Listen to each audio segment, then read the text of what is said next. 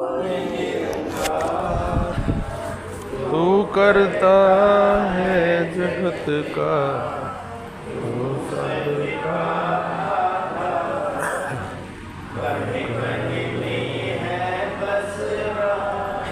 तेरा रूप रहा तीन काल है सत्य तुम मिथ्या है संसार घटे घटे वासी हे प्रभु अविनाशी करता दया से तेरी हो सभी भव सागर से पार निराकार साकार तू जगत के पालनहार है बेअंत महिमा तेरी साकार परम्पार परम पिता परमात्मा सब तेरी संतान भला करो सबका प्रभु सबका हो कल्याण भला करो सबका प्रभु सबका हो कल्याण संपूर्ण हर देव वाणी एक तुम्ही निरंकार गफलत में सोए सोए ही तूने उम्र गुजारी है काफिल बंदे जाग जब ये जागने की बारी है अब की बार इसमें आवाज आई तो बंद कर देना जाग नहीं फिर पाएगा 84 के चक्कर में तू फंस कर फिर रह जाएगा जन्म जन्म से भटक रही है बंदे तेरी आत्मा कहती है कि कोई मिला दे मुझे मेरा परमात्मा इस काया में एक मौका है इसका लाभ उठा ले तू कहे हर देव मिल सतगुर से जीवन सफल बना ले तू एक तो ही निरंकार गफलत में सोए सोए ही तूने उम्र गुजारी है काफिर बंदे जाग जा अब ये जागने की बारी है परम सत्कार योग प्यारी साहब सिंह जी प्यार से कहना सतगुरु माता जी के चरणों का ध्यान धर के बोलना बोलिए सतगुरु माता सुदीक्षा सविंदर हरदेव जी महाराज की आप सत्संग जी लगभग आधे घंटे से हम सभी यहाँ पर मिल बैठकर सुंदर सुंदर वचन श्रवण कर रहे हैं।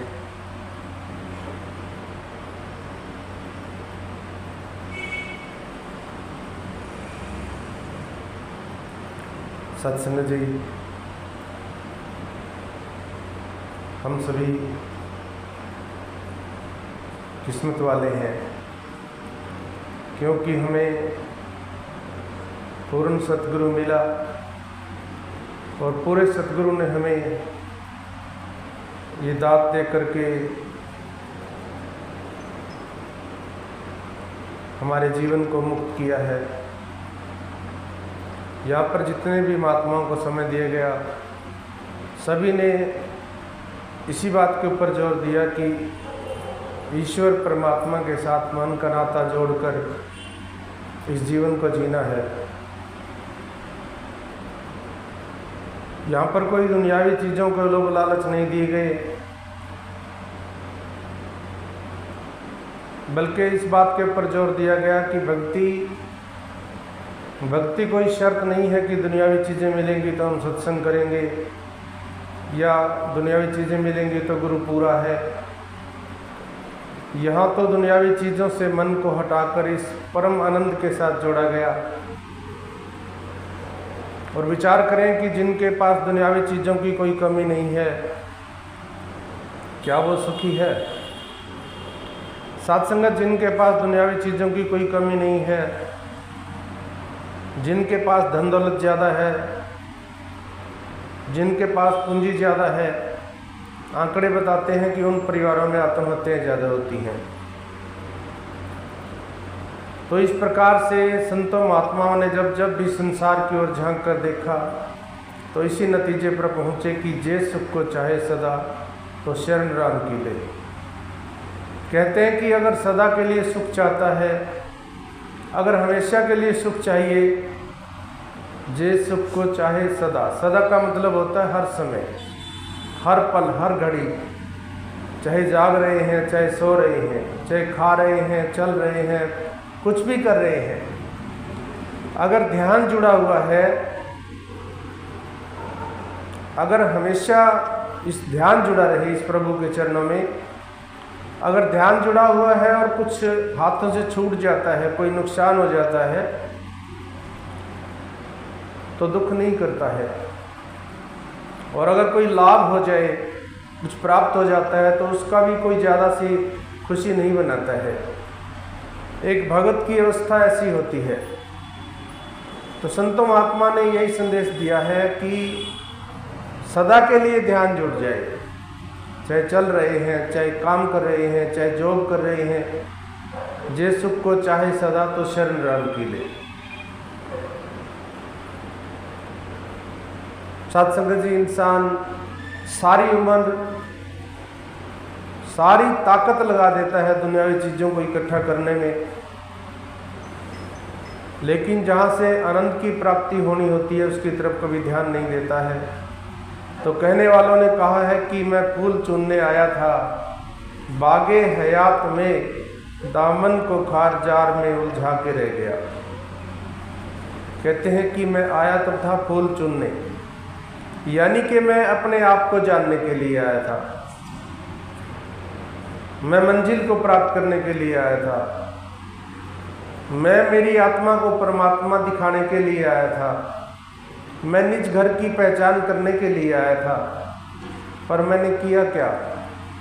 मैं फूल चुनने आया था बागे हयात में, दामन को खार जार में उलझा के रह गया।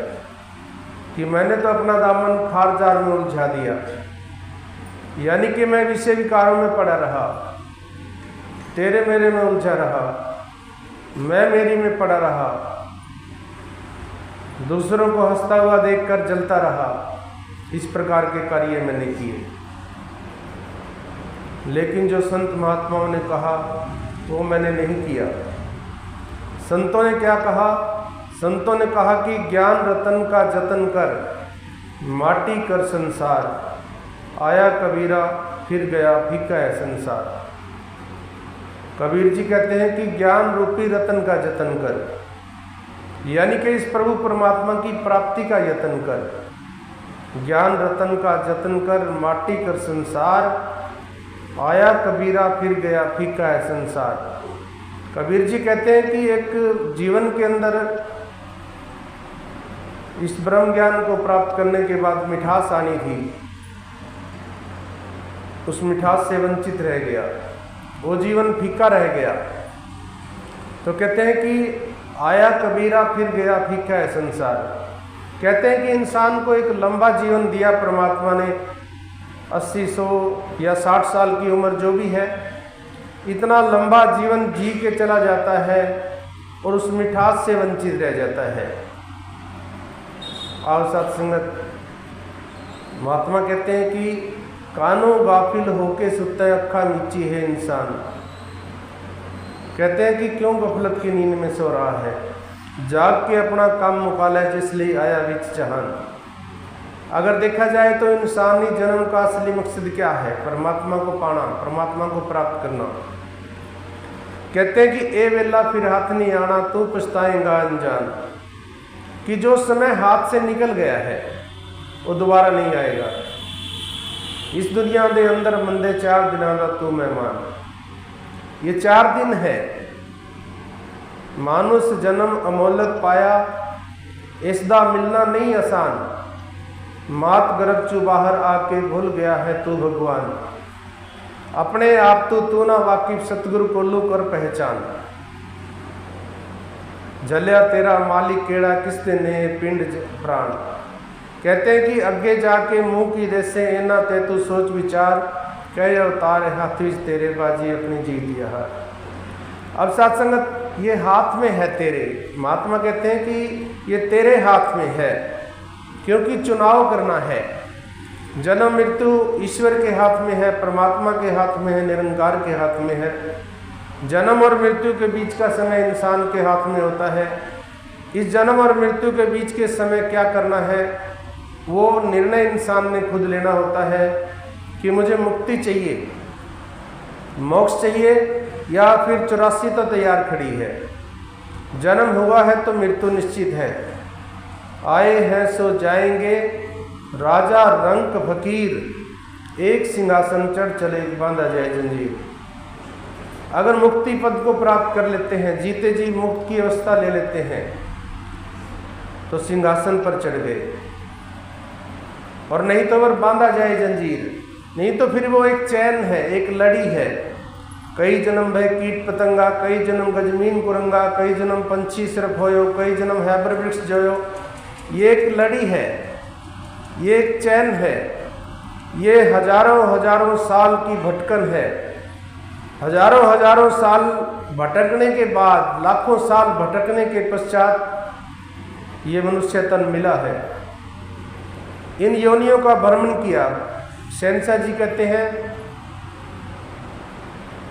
कई बारी तू कीड़ा बनया, सरक सरक के चले जा, सोच के तेरी हालत की थी। सांप और बिच्छू बनया जा, घोड़ा गधा कुत्ता बनया, कई बारी तू मजते गा। चमगादड़ते उल्लू बनया, कई बारी बुगलाते का। गंदगी विच कुरलांदा से तू भुल के रब सच्चे दा ना। कई अवतार गुरु नु मिलके हुनते पाले उच्ची था। कहते हैं कि उच्ची था, ऊंचा स्थान। ऊंचा स्थान कोई ये नहीं है कि किसी पहाड़ पे बैठ जाए जाके, नहीं। ऊंचा स्थान बड़े भाग मानुष तन पावा, सुर दुर्लभ सद ग्रंथ ही गावा। साधन धाम मोक्ष करी द्वारा। ये मनुष्य जन्म ही ऊंचा धाम प्राप्त करने के लिए है। मनुष्य जन्म में आकर इंसान खुद की पहचान कर लेता है, प्रभु की पहचान कर सकता है, खुद का बोध हासिल कर सकता है, इस आत्मा को मुक्ति दिला सकता है। और इस मनुष्य जन्म में आकर भी अगर इंसान अपने आप की पहचान नहीं कर पाता है तो फिर वो भटकन वो तो है ही है। और सत्संग महात्मा कहते हैं गफलत में सोए सोए तूने उम्र गुजारी है, अब तो बंदे जाग जाइए, जागने की बारी है जी। अब की बार में जाग नहीं फिर पाएगा, 84 के चक्कर में तू फंसकर फिर रह जाएगा। कहते हैं कि अब की बार अगर नहीं जाग सका तो भटक जाएगा। साथ संगत विचार करें, एक बहुत बड़ा, एक 4 दीवारी है बहुत बड़ी। मान लीजिए बहुत बड़े शहर के चारों तरफ एक दीवार है और उसके 84 लाख दरवाजे हैं और सारे दरवाजे बंद हैं, केवल एक दरवाजा खुला है।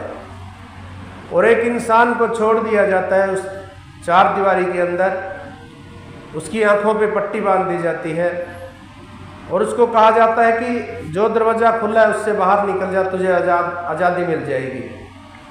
अब विचार करें साथ संगत जी, वो इंसान चल रहा है, दीवार को पकड़ कर चलता है, दरवाज़ा बंद है, वो चलता जा रहा है, बहुत समय हो गया है, बहुत समय हो गया और वो चलता जा रहा है। जो दरवाज़ा खुला है, बाकी सब बंद है, एक खुला है। अब जो दरवाज़ा खुला है उसके नज़दीक जब वो पहुंचता है तो उसके सिर में खुजली होने लग जाती है।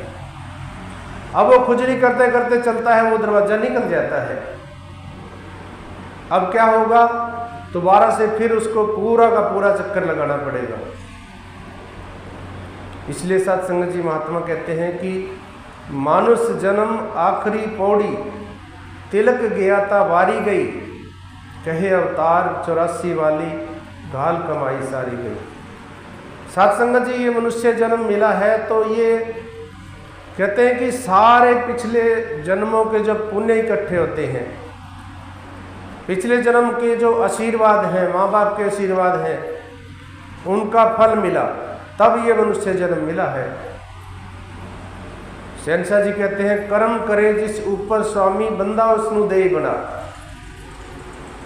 कहते हैं कि परमात्मा जब कर्म करता है तो मनुष्य का जन्म देता है। इसकी कृपा हुई है तो मनुष्य जन्म मिला है, नहीं तो ये 4 पैर पे भी भेज सकता था, किसी पशु की योनि दे सकता था या किसी पक्षी की योनि में भेज सकता था, इसकी मर्जी है। कर्म करे जिस ऊपर स्वामी, बंदा उसनु दे बना, गुरु में लेता बंदा वही बन सकता है आप खुदा। अब साथ संगत विचार करें, गुरु तो मिला है और गुरु भी पूरा है। पूरे गुरु का क्या हम कैसे मान लें पूरा है? गुरु ग्रंथ साहब में आया है कि पूरे गुरुदा सुन उपदेश, पार ब्रह्म निकट करवे। कहते हैं कि पूरा गुरु मुंह खोलता है, उपदेश देगा, क्या सिर्फ परमात्मा को निकट दिखा दे तो पूरा है। कहते हैं कि पूरे गुरुदी एह निशानी, पार ब्रह्म निकट कर जानी। कहते हैं कि पूरे गुरु की कोई निशानी और नहीं देखनी है, ये नहीं देखना है कि कपड़े किस रंग के डाले हुए हैं, दाढ़ी बढ़ाई हुई है या सिर मुंडवाया हुआ, नहीं देखना है। एक ही निशानी है, पूरे गुरुदी एह निशानी, पार ब्रह्म निकट कर जानी। पूरे गुरुदी पूरी सिक्ख्या, जिस मन बसेती साच परख्या। पूरा गुरु जो शिक्षा देता है तो सच और झूठ की पहचान करा देता है कि सच क्या है और झूठ क्या है। अब साथ संगत, सच क्या है? सच है ईश्वर परमात्मा, और आत्मा भी सच है। आत्मा भी जन्म मरण में नहीं आती है, तो पहचान करा दी कि ये ईश्वर है और तू आत्मा है। ये शरीर नश्वर है, ये शरीर बदलने वाला है, ये शरीर मिटने वाला है, ये शरीर हमेशा नहीं रहेगा। ये परमात्मा और आत्मा हमेशा कायम दायम रहेगी। अब ये सत्य है, जो इस सत्य को जानकर इसके रास्ते पर चल पड़ता है, आखिरी श्वास तक अगर इस सत्य को जानकर इस सत्य के ऊपर चलता है, अपने आप को इस सत्य में स्थापित कर लेता है, तो साथ संगत जी वो मुक्ति का हकदार हो जाता है। और साथ संगत, इसके लिए हमें सत्संग, सेवा और सुमरन बताया गया है। ज्ञान के बाद सतगुरु ने हमें यही बताया कि अब आपने क्या करना है, सत्संग, सेवा और सुमरन करना है। सत्संग लगातार करना है। सत्संग का भाव क्या है? सत्य को संग रखना है, सत्य का संग करना है। समूह में आकर अगर हम सत्संग करते हैं, जैसे अभी बैठे हैं, तो इससे हमारा विश्वास बढ़ता है। इसलिए लगातार जहाँ भी सत्संग मिले हमें पहुँचना है, और किसी कारण से सत्संग में नहीं जा पा रहे हैं, तब भी सत्य को संग रखना है, तब भी एहसास बनाए रखना है कि ये ईश्वर मेरे संग है, प्रभु मेरे साथ है, इसकी कृपा मेरे साथ है, ये सर्वशक्तिमान मेरे साथ है। उठते बैठते सोते जागते एहसास बनाए रखना है। अब विचार ये करना है कि पूरे दिन के अंदर मैं कितनी बार इसको याद करता हूँ। महात्माओं ने तो ये कहा है कि श्वास श्वास सिमरो गोविंद। महात्मा तो ये कह रहे हैं कि सुमरन श्वास श्वास करना है, यानी कि श्वास श्वास ये एहसास रखना है कि मैं शरीर नहीं हूँ, ये शरीर नहीं हूँ मैं केवल शरीर नहीं हूँ। श्वास श्वास सिमरो गोविंद। लेकिन साथ संगत, श्वास श्वास के लिए इतना आसान नहीं है। बार बार सत्संग ध्यान लगाना पड़ता है। बार बार मोड़ के मानो दुनिया वल्लो चित गुरुदे चरनी ला। बार बार अपने आप को एहसास दिलाना पड़ेगा, बार बार अपने आप को विश्वास दिलाना पड़ेगा कि मैं केवल शरीर नहीं हूँ, क्योंकि शरीरों में उलझे हुए हैं। शरीर के साथ फिर ये लोभ, लालच, काम, क्रोध, मोह, ये सब कुछ जुड़ा हुआ है और इसी के अंदर आकर के इंसान इस मन के वशीभूत होकर के मन के पीछे चल पड़ता है। और महात्मा समझाते हैं कि मन है जिस दे आखे लग के हर वेले तो होने ख्वार, सारी दुनिया अपनी समझे करना है झूठा अहंकार, महल बाड़ियाँ कुटुंब कबीला जितनी तेरी मायाए, जो कुछ दिसता है सब कुछ झूठ है चलती फिरती छायाए, वरतदे होया इना नोजे हुक्म रब दा जानेगा, होमे रोग ल लगे तैनू बंदे मौजा मानेगा, जिसदी वस्तु उसकी समझे काम की तकरार दाए, कई अवतार ये पहला पर्ण है तन मन धन निरंकार का है। जब साथ संगत जी सदगुरु ने बता दिया कि तन मन धन तेरा नहीं है, चिंता किस बात की होती है? मेरा तन सही नहीं है, मेरे तन में दिक्कत है, मेरे पास धन नहीं है, मेरा मन खुश नहीं रहता है, मेरा मन विचलित रहता है। क्यों? क्योंकि शरीरों में उलझे हुए हैं। बाबा हरदेव जी एक बार विदेश के अंदर छोटी सी संगत थी, थोड़ी सी संगत थी। संगत के बाद नमस्कार हो रही है, महात्मा मिल रहे हैं, महात्मा अरदास कर रहे हैं। अब कोई आके कहता है कि महाराज बहुत समय से आया हूँ मैं विदेश में, मेरा तन सही नहीं रहता है, कोई धन मांग रहा है, कोई कुछ मांग रहा है, कोई कुछ मांग रहा है। बाबा जी धीरे से कहते हैं कि आज भी ये शरीरों में उलझे हुए हैं, मैंने इनको शरीरों से ऊपर उठाया है। और साथ संगत इसने गारंटी ली है, क्योंकि पहले भई प्रावलद पाछे भयो शरीर, इसने गारंटी ली है। लेकिन जे तो मेरा हो रहे सब जग तेरा होए, पहले अपने आप को समर्पण कर दें। बाबा हरदेव जी कहते हैं कि बेगमपुर का जो वासी है उसको साधो गम कैसा। बेगमपुर इस निरंकार को कहा गया है। कहते हैं कि जो इस निरंकार में वास कर रहा है उसको गम कैसा, जिसने अपने आप को सौंप दिया है। वागा इसते हाथ फड़ा के बन के अर्जुन देखो था। सात संगत जी अर्जुन ने सौंप दिया था और फल क्या मिला उसका आप सभी जानते हैं। आओ सात संगत कृपा करो तो यहाँ पर महात्मा यही संदेश दे रहे हैं जी। जन्म जन्म से भटक रही है बंदे तेरी आत्मा, कहती है कि कोई मिला दे मुझे मेरा परमात्मा। सत्संगत जी इस आत्मा की भटकन खत्म हुई है, क्योंकि हमें पूरा गुरु मिला है। और जब तक ये नहीं मिला था, या हम यूं देखें कि हमें हमारे आसपास जिनको ये ज्ञान प्राप्त नहीं हुआ है, तो सत्संगत क्या अवस्था है उन परिवारों की। हमारी भी ऐसी अवस्था थी, हमें पता नहीं था कि क्या करना है क्या ना करें, कैसी भक्ति करनी है। अगर कोई जीवन के अंदर उतार चढ़ाव आता था तो फिर हम जहाँ पर जाते थे, जिस भी पूजा स्थान पे जाते थे, वहाँ से हमारा ध्यान हट जाता था। फिर हम दूसरा सहारा ढूंढते थे, या जो भी कोई कुछ कह देता था कि वहाँ चले जाओ, ये कर लो वो कर लो, हम करते थे सत्संग जी। आज हमें समझ आ गई है, आज हमें पता चला है कि भक्ति लोकी अजय न समझे रब नू पाना भक्ति है, छोड़ के सारे भरम भुलेखे गुरु रिझाना भक्ति है। इकनू तकना इकनू मनना इकनू पाना भक्ति है। इकनू तकना, एक को देखना, एक को हमने देख लिया कि ये निरंकार परमात्मा है, ये उत्पन्न के साथ उत्पन्न नहीं होता, प्रलय के साथ प्रलय नहीं होता, अखंड है, अनंत है, अजर अमर अडोल अविनाशी है। ये सूक्ष्म इतना है कि सबके हृदय की धड़कन के नज़दीक है, विशाल इतना है कि सारी सृष्टि सब कुछ इसके अंदर है। भगवान कृष्ण ने कहा भी कि सारी दुनिया मुझ में है, ये नदियाँ, ये नाले, ये पर्वत, पहाड़, समुद्र, चांद, तारे, धरती सब मेरे अंदर है, और मैं इन सब में हूँ, इन सब से होते हुए भी इन सब से अलग हूँ। मेरा असल स्वरूप निराकार का है। और सत्संगत हमें समझ मिली है, एक को जानो, हमने जान लिया। हमने जान लिया कि शस्त्र काट नहीं सकता, अग्नि जला नहीं सकती, मिट्टी मैला नहीं कर सकती है। हमने इसको परख के देखा है, एक को जान लिया। अब एक को मानो, अब मानना है कि मैं केवल शरीर नहीं हूँ।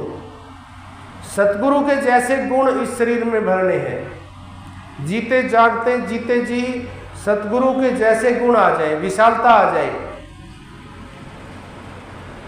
एक को जानो, एक को मानो, एक हो जाओ। तो सत्संगत जीते जी एक अवस्था हो जाए। चाह गई चिंता मिटी, मनवा बेपरवाह, जिनको कुछ नहीं चाहिए सोई शहंशाह। जो कुछ भी हो रहा है उसको हूबहू मान लेना भक्ति है सत्संग जी। जो कुछ हो रहा है उसको मान लेना, हूबहू मान लेना भक्ति है। अगर वहाँ पर गिले शिकवे हैं, अगर वहाँ पर शिकायतें हैं तो सत्संगत जी फिर वो एक रुकावट है। और सत्संगत अरदास करता हूँ, कृपा करो, आप जी ने ये ज्ञान बख्शा है, ऐसा सुंदर ध्यान बनाओ कि जो कुछ हो रहा है उसको सहन कर पाए, उठते बैठते सोते जागते एहसास में जीवन को जी पाऊँ। आओ सत्संगत कृपा करो, संगत माँ हो, संगत माँ के चरणों में अरदास कर रहा हूँ कि सभी को सुख दो, सभी को तन मन धन के सुख नसीब हों, सभी को बिजनेस बढ़िया चले, रोजगार बढ़िया चले, कभी किसी को कोई रुकावट ना आए। और जिन परिवारों ने आज ये सत्संग में सेवा की है, तीन परिवारों की तरफ से आज ये सत्संग था, उस परिवार को भी आशीर्वाद देना कि जिस भाव से उन्होंने आज ये सत्संग किया है उनका वो भाव पूर्ण हो, जो सुखदायी हो। सत्संग जी प्यार से कहना। तेरी ओट सहारा तेरा तन मन भोल घुमा, कहे अवतार तेरी गाथा, दिन राती कहे अवतार तेरी गाथा।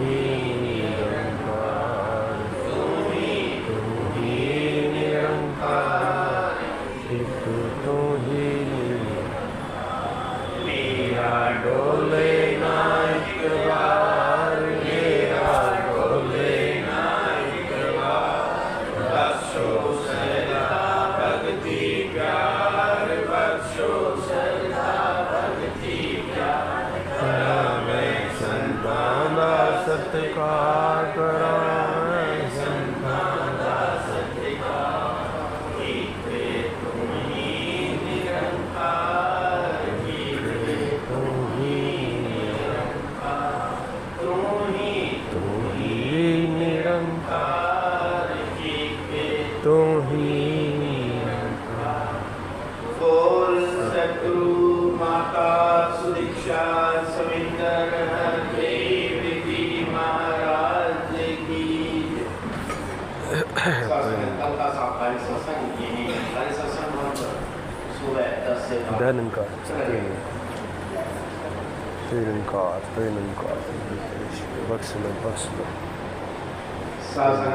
निरंकार, महिला समागम में हो रहा है, वहाँ पर भी जो बहनें और भाई साथ में जाना चाहते हैं उस राशि में सुबह बस जाएगी, जिसका समय सुबह 5:30 बजे का है। अपने समय से अवश्य हो।